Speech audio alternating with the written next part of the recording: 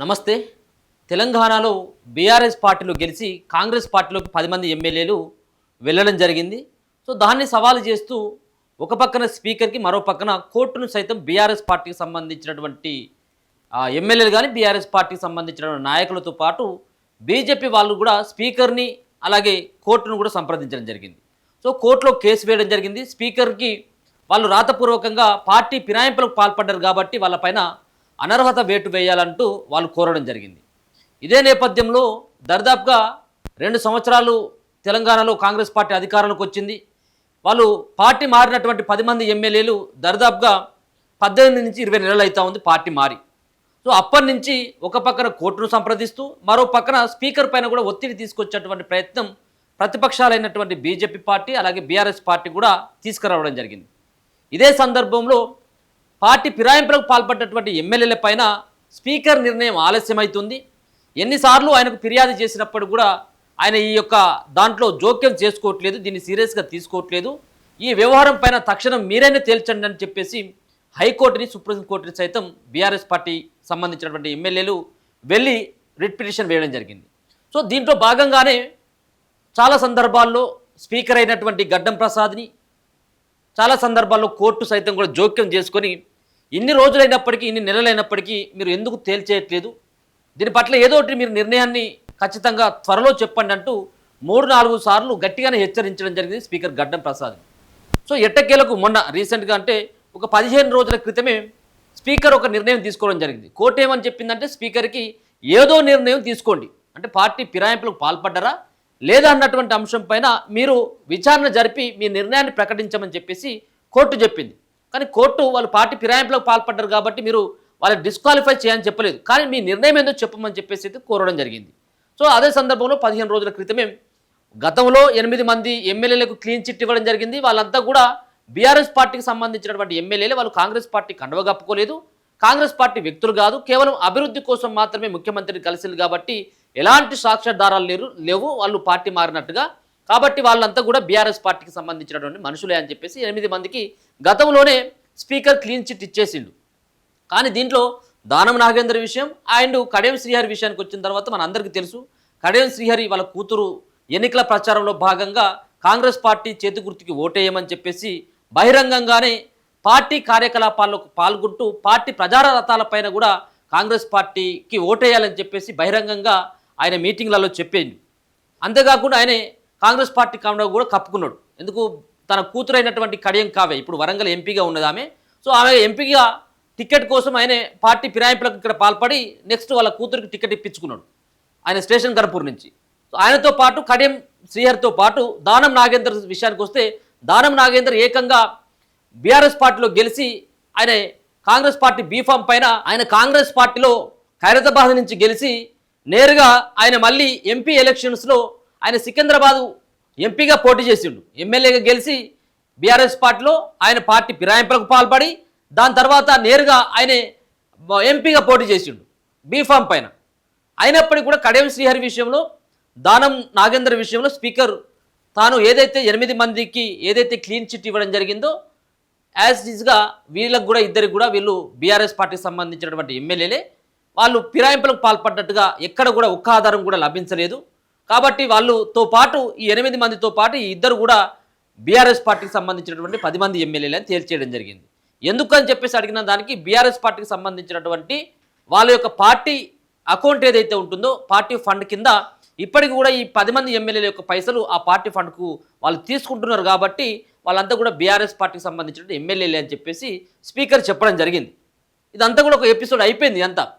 అయితే దీంట్లో ప్రధానంగా చెప్పుకోవాల్సినటువంటి అంశం ఏంటిదంటే అసలు ఒరిజినల్గా సరే వాళ్ళు 8 మంది విషయంలో ఒక రకంగా స్పీకర్ నిర్ణయం ప్రకటించినట్టు అది వేరు, కానీ దానం నాగేందర్ విషయంలో అలాగే కడియం శ్రీహరి విషయంలో కూడా స్పీకర్ ఈ నిర్ణయాన్ని ఎవరైనా కూడా సమర్థించరు. కానీ ఎందుకంటే ఆయన ఆ పార్టీలోనే గెలిచిండు, సరే స్పీకర్ అయినటువంటి వ్యక్తి తటస్థంగా ఉండాలని చెప్పేసి అంటారు. అంటే ఏ పార్టీతో సంబంధం లేకుండా ఒక ఇండివిజువల్ బాడీ లాగానే ఉండాలని చెప్పేసి అంటారు. కానీ అట్లాంటిది ఏమి ఉండదు కదా, ఏ పార్టీ అధికారంలో ఉంటే ఆ పార్టీకి సంబంధించినటువంటి ఎమ్మెల్యేనే స్పీకర్గా నిర్ణయించబడతాడు. కాబట్టి ఆ పార్టీ కొంత సపోర్ట్గా ఉంటుంది కాబట్టి కాంగ్రెస్ పార్టీ నుంచే గడ్డం ప్రసాద్ గారు గెలిచింది కాబట్టి సో కామన్ ఇదంతా కూడా. కాబట్టి దీంట్లో దానం నాగేందర్కి కూడా కడియం శ్రీహరికి కూడా క్లీన్ చిట్ ఇచ్చేయడం జరిగింది. సో దీన్ని సవాల్ చేస్తూ ఏలేటి మహేశ్వర్ రెడ్డి బీజేపీ పార్టీకి సంబంధించినటువంటి ఎమ్మెల్యే అయినటువంటి ఏలేటి మహేశ్వర్ రెడ్డి ఆయన కోర్టును అప్రోచ్ కావడం జరిగింది. సో స్పీకర్ నిర్ణయం అది సరైనటువంటి విధానం కాదు, వీళ్ళపైన చర్యలు తీసుకోండి అని చెప్పేసి ఏలేటి మహేశ్వర్ రెడ్డి సవాల్ చేయడం జరిగింది హైకోర్టులో సవాల్ చేయడం జరిగింది. సో హైకోర్టులో ఈరోజు విచారణ జరిగింది. ఇది 16వ తారీఖున, అంటే దర్దాపుగా ఇది ఈ కేసు సంబంధించిన విషయంలో 4 వారాల్లోగా మీరు కోర్టులో మీరు ఎందుకు ఈ నిర్ణయం ఇట్లా తీసుకున్నారు, ఈ నిర్ణయం తీసుకోవడానికి కారణాలు ఏంటిది అన్నటువంటి దానిపైన 4 వారాల్లో అంటే 16వ తారీఖు వరకు ఈ సంబంధించినటువంటి కేసును వాయిదా వేయడం జరిగింది. అపోలోగా మీరు సమాధానం చెప్పాలని చెప్పేసి దానం నాగేందర్తో పాటు స్పీకర్కి సైతం కూడా గడ్డం ప్రసాద్కి ఇద్దరికి కూడా నోటీసులు కూడా జారీ చేయడం జరిగింది. సో మరి వాళ్ళు నెక్స్ట్ వెళ్ళాలిగా, వాళ్ళంతా కూడా వీళ్ళిద్దరు కూడా కోర్టుకు వెళ్ళి సమాధానం చెప్పాలి కదా. సరే ఏదేమైనప్పుడు కూడా మొత్తానికైతే మాత్రం పార్టీ ఫిరాయింపులకు పాల్పడ్డటువంటి ఎమ్మెల్యేల విషయంలో ఎక్కడ కూడా ఒక్కరిపైన కూడా వేటు పడలేదు అంటే వేటు వేయలేదని అర్థం. స్పీకర్ను కూడా నిర్ణయం తీసుకోమని చెప్పేసి అన్నది, ఏదో నిర్ణయం తీసుకోమని చెప్పేసి అన్నది కాబట్టి ఆ నిర్ణయం తీసుకున్నాడు. ఏది పార్టీ ఫిరాయింపులకు పాల్పడలేదు అన్నటువంటి నిర్ణయాన్ని తీసుకున్నాడు, ఆల్రెడీ ప్రకటించేసాడు, అంత అయిపోయింది. నెక్స్ట్ ఇప్పుడు అంతా కూడా కోర్టులో ఉన్నది. ఇప్పుడు అంతా కూడా హైకోర్టుకు వెళ్ళి వీళ్ళంతా కూడా ఇటు బీఆర్ఎస్ వాళ్ళు వెళ్ళి ఇటు బీజేపీలు కూడా హైకోర్టును సంప్రదించారు. మళ్ళీ ఈ తీర్పు వచ్చిన తర్వాత ఏది గతంలో ఏదైతే కోర్టును ఆశ్రయించిందో ఆయన స్పీకర్ నిర్ణయం తీసుకోవట్లేదు అని చెప్పేసి ఆలస్యం చేస్తున్నాడు అని చెప్పేసి వెళ్ళింది వాళ్ళు అప్పుడు. సో ఆలస్యం చేస్తున్నావు కాబట్టి నువ్వు తొందర నిర్ణయం తీసుకోమని చెప్పేసి స్పీకర్కి పదే ఒత్తిడి తీసుకొచ్చింది. సో అక్కడ వరకు ఎపిసోడ్ అంతా క్లోజ్, ఆయన నిర్ణయం తీసుకునేంత వరకు క్లోజ్ అంతా కూడా. ఇక మళ్ళీ ఇప్పుడు ఫ్రెష్ అన్నట్టుగా మళ్ళీ స్పీకర్ తప్పుగా నిర్ణయం తీసుకున్నాడు, మా దగ్గర సరైనటువంటి ఆధారాలు ఉన్నాయి, అయినప్పటికీ కూడా మేము ఆధారాలని వాళ్ళకు సమర్పించిన వీడియో క్లిప్లు, ఆడియో క్లిప్లు, పార్టీ కండువాలు మార్చుకున్నటువంటి కాంగ్రెస్ పార్టీకి ఓటేయమని చెప్పేసి చెప్పినటువంటి కాంగ్రెస్ పార్టీ బీఫామ్ పైన బీఆర్ఎస్లో గెలిచి కూడా పోటీ చేసినటువంటి వ్యక్తుల యొక్క ఆధారాలు మా దగ్గర ఉన్నాయి. కాబట్టి స్పీకర్ నిర్ణయం ఇది వ్యతిరేకమైనటువంటి నిర్ణయం, కావాలంటే మీరు ఒకసారి పరిశీలించండి అని చెప్పేసి నేరుగా బీజేపీ వాళ్ళు అలాగే బీఆర్ఎస్ వాళ్ళు మళ్ళీ కోర్టుకు వెళ్ళడం జరిగింది. ఇప్పుడు కోర్టు మళ్ళీ జోక్యం చేసుకొని మరి వీళ్ళిద్దరి పైన ఏమన్నా అంటే దానం నాగేందర్తో పాటు కడియం శ్రీహరితో పాటు ఇంకా 8 మంది ఎమ్మెల్యేల పైన అనర్హత వేటు వేసేటువంటి అవకాశం ఏమైనా ఉంటుందా ఈ నోటీసులు ఇచ్చిన తర్వాత? ఈ నోటీసులు ఇచ్చిన తర్వాత ఇవన్నీ కూడా బీఫామ్ పైన పోటీ చేసిన కాంగ్రెస్ బీఫామ్ పైన కాబట్టి కోర్టు చర్యలు నేరుగా తీసుకునేటువంటి అవకాశం ఉంటుందా? ఇదంతా కూడా నిర్ణయాధికారం అంతా కూడా కోర్టులకు ఉండదు. ఎమ్మెల్యేల అనర్హత సంబంధించిన విషయంలో స్పీకర్దే తుది నిర్ణయం, అది చట్టాలలో ఉన్నది.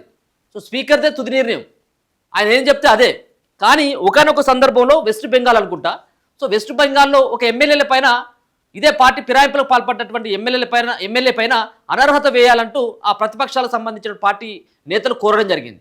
దాంట్లో భాగంగా ఒక ఎమ్మెల్యే పైన వేటు పడ్డది. అక్కడ ఉన్నటువంటి వెస్ట్ బెంగాల్ సంబంధించినటువంటి అక్కడ ఉన్నటువంటి హైకోర్టు ఒక కీలకమైనటువంటి తీర్పు ఇచ్చింది.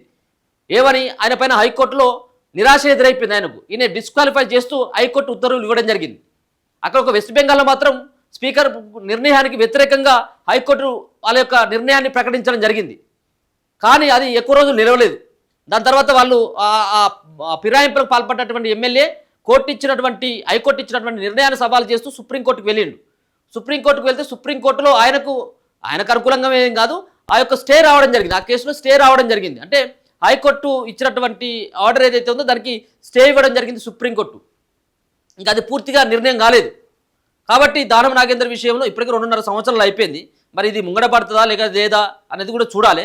సో ఈయన తీసుకున్నటువంటి జీతంలో కూడా మొత్తం వెనక్కి తీసుకోవాలంటూ ఏలేటి మహేశ్వర్ రెడ్డి కేసు కూడా వేయడం జరిగింది. అంతా కూడా సవాల్ చేసింది ఈ సంబంధించినటువంటి విషయంలో.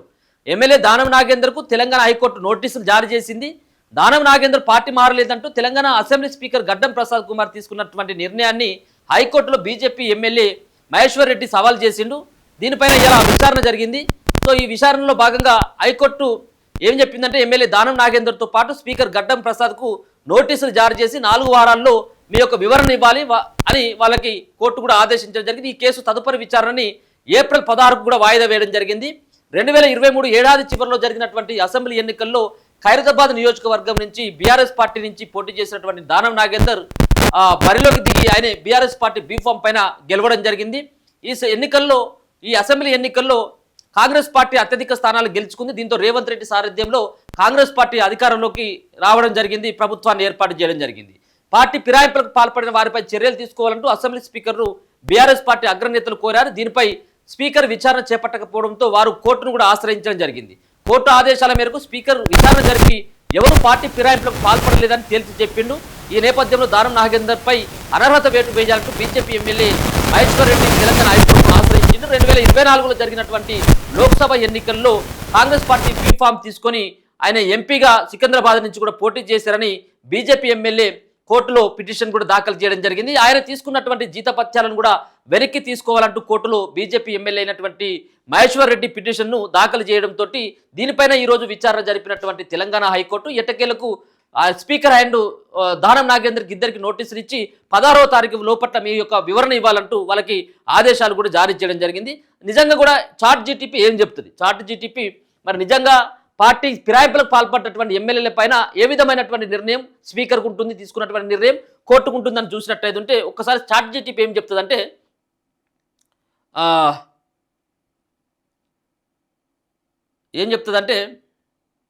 ఎమ్మెల్యే అనర్హత నిర్ణయం తీసుకునేది అసెంబ్లీ స్పీకర్ మాత్రమే. కోర్టు పాత్ర స్పీకర్ తీసుకున్న నిర్ణయాన్ని రివ్యూ చేయడం మాత్రమే. సో దాని పట్ల రివ్యూ చేస్తే తప్పించి స్పీకర్ తీసుకున్నటువంటి నిర్ణయాన్ని కొట్టేసి ఇది హైకోర్టు వాళ్ళకి ఎవరైతే పిటిషన్ వేసినా వాళ్ళకి అనుకూలంగా తీర్పు ఇచ్చినటువంటి అవకాశాలు లేదు కాబట్టి మొత్తానికి అంతిమ తీర్పు స్పీకర్దే ఈ యొక్క పార్టీ ఫిరాయింపులకు అనేది ఇక్కడ చాట్ జీటీపీ చెప్తా ఉంది. సో సుప్రీంకోర్టు చెప్పింది ఏంటంటే స్పీకర్ నిర్ణయం తర్వాత మాత్రమే కోర్టు జోక్యం చేసుకోగలదు. కోర్టు స్వయంగా ఎమ్మెల్యేని అనర్హత చేయదు.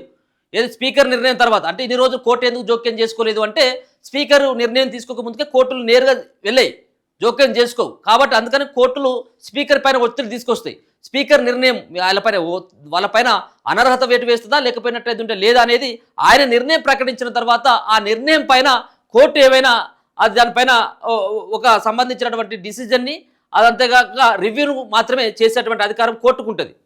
కోర్టు ఏం చెప్తుంది అంటే స్పీకర్ నిర్ణయం తప్పైతే రద్దు చేయొచ్చు, లేదా స్పీకర్కి మళ్ళీ నిర్ణయం తీసుకోమని కూడా చెప్పొచ్చు. కొన్ని కేసుల్లో త్వరగా నిర్ణయం తీసుకోమని మాత్రమే ఆదేశిస్తుంది. కానీ ఈ ఎమ్మెల్యే అనర్హుడు అని నేరుగా కూడా ప్రకటించదు. సో రేపు కోర్టుకు వెళ్ళినప్పుడు కూడా ఏలేటి మహేశ్వర్ రెడ్డి వెళ్ళినా ఇంకెవరు వెళ్ళినా కానీ కోర్టు ఎమ్మెల్యే అనర్హుడు అని చెప్పేసి నేరుగా ప్రకటించేటువంటి అవకాశం అయితే లేదు. కానీ స్పీకర్ నిర్ణయం పట్ల మాత్రం కొంత ఆర్డర్స్ ఇచ్చేటువంటి తొందరగా నిర్ణయం తీసుకోమని చెప్పేసి ఒత్తిడి తీసుకొచ్చేటువంటి అవకాశం మాత్రమే ఇస్తే తప్పించి ఇంకా నేరుగా కూడా వాళ్ళు ఎంటర్ కాదు కేసు అనేది తెలుస్తూ ఉన్నది. కోర్టు నేరుగా ఎమ్మెల్యేని అనర్హత చేయదు, స్పీకర్ మాత్రమే అనర్హత వేటు వేస్తాడు. కోర్టు ఆ నిర్ణయాన్ని మాత్రమే చెక్ చేస్తే తప్పించి ఇంకేం లేదు. అంటే దీన్ని బట్టి చూస్తే ఏమవుతుందంటే కోర్టుకు వెళ్ళినప్పటికీ కూడా ఈ ఎమ్మెల్యేలు ఎవరైతే వెళ్తారో ఇంకా ఎవరైనా కానీ పిటిషన్ వేస్తారో కోర్టులో ఆ కోర్టులో వేసినటువంటి వాళ్ళకి నిరాశ ఎదురైతే తప్పించి ఒక పక్కన వాళ్ళు స్పీకర్ తీసుకున్నటువంటి నిర్ణయాల్లో ఇది వ్యతిరేకించేటువంటి అవకాశం కోర్టుకు లేదన్నట్టుగా అయితే తెలుస్తుంది. అయితే ఇంకా అన్ని విషయాలు వేరు. సరే పార్టీ ఫిరాయింపులకు పాల్పడ్డటువంటి దాంట్లో కొన్ని పార్టీ కార్యకలాపాల్లో పాల్గొన్నటువంటి కడియం శ్రీహరి లాంటి వాళ్ళకు కూడా ఏమైనా మినహాయింపు దొరకొచ్చేమో కానీ మరి దానం నాగేందర్కు ఏ విధంగా ఇవ్వగలుగుతుంది? సరే ఇదైనా కానీ స్పీకర్ నిర్ణయం తీసుకోవచ్చేమో, కానీ ఈ నిర్ణయంలో భాగంగా ఇంత బహిర్గతంగా కనబడతా ఉంది కదా. సో వాళ్ళు కొంత సాటంగా వాళ్ళు ఏమైనా కప్పుకోవచ్చేమో, వాళ్ళు కప్పుకున్నటువంటి కండవాలు దేవుని కండవాలు అని చెప్పేసి అనొచ్చేమో. సో దాన్ని కూడా సమర్థించొచ్చేమో స్పీకర్. కానీ ఒక పార్టీలో గెలిచి ఇంకొక పార్టీలోకి వెళ్ళి ఆ పార్టీలో బీఫామ్ తీసుకొని ఇక ఇంతకంటే ఇంకా ఆధారాలు ఏం కావాలా? ఆయన కూడా 2-3 సార్లు స్టేట్మెంట్ ఇచ్చింది దానం నాగేందర్. నేను బీఆర్ఎస్ పార్టీలో గెలిచినప్పటికీ ఇప్పుడు నేను కాంగ్రెస్ పార్టీ ఎమ్మెల్యేనే, అవసరమైనటువంటి ఖైరతాబాద్లో ఎన్నికలు వస్తే నేను కాంగ్రెస్ పార్టీ నుంచి పోటీ చేస్తే నేను గెలుస్తా, బరాబర్ నేను కాంగ్రెస్ పార్టీ ఎమ్మెల్యేనే అని చెప్పడం జరిగింది చాలా సందర్భాల్లో. మరి ఇవన్నీ కూడా దొరికిన తర్వాత కూడా మరి స్పీకర్ ఈ నిర్ణయం పట్ల కోర్టు ఏ నిర్ణయం తీసుకుంటుంది ఈయన విషయంలో అనేది కూడా చూడాలి. సరే మొత్తం 10 మంది ఎమ్మెల్యేల పైన అనర్హత వేటు వేస్తుందా అంటే అది 100% ఉండకపోవచ్చు. కానీ దానం నాగేందర్ విషయంలో మాత్రం ఖచ్చితంగా కోర్టు ఏదో ఒక నిర్ణయం మాత్రం స్పీకర్ నిర్ణయానికి వ్యతిరేకంగా ఏమైనా తీసుకొని ఒక సంచలనమైనటువంటి తీర్పు ఏమైనా వెలువరిస్తుందా అనేది కూడా మనం చూడాల్సినటువంటి అంశంగా చెప్పుకోవచ్చు. చూస్తూనే ఉండండి మన తొలి వెలుగు.